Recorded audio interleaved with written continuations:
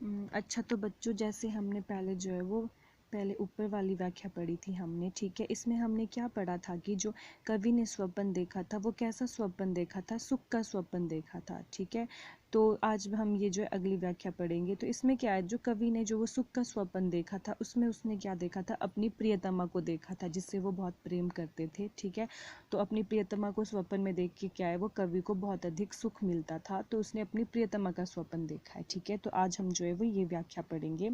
जिसके अरुण कपोलों की मतवाली सुंदर छाया में अनुरागनी उषा लेती थी निज सुहाग मधुमाया में, ठीक है। अरुण क्या होता है, लाल, ठीक है।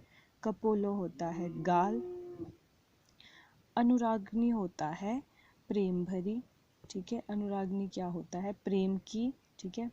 उषा होगी सुबह, निज हो गया अपना।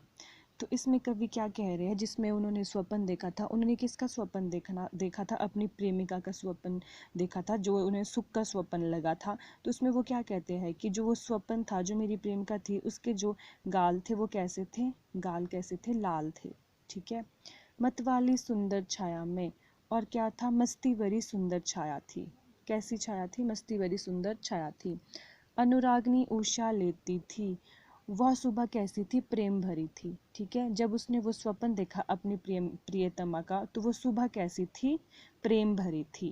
निज सुहाग मधुमाया में, और क्या कर रही थी, उस सुबह में वो अपनी मधुर सुगंध लेकर आई थी, ठीक है। उस सुबह में क्या है, वो अपनी जो वो मधुर सुगंध वो लेके आई थी, उसकी जो मधुर सुगंध है वो सारे में फैल रही थी, ठीक है।